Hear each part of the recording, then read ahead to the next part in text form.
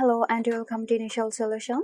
In this tutorial, I will show you how to add a text box in Google Docs. So let's begin the video.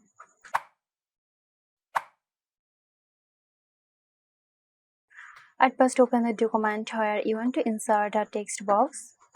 Now click Insert from the top menu. Then go to Drawing and click on New. At the top of the drawing window, click the text box icon. Now click and drag on the canvas to create your text box. Once the box appears, type your text inside it. Your text box will be inserted into your Google Docs document.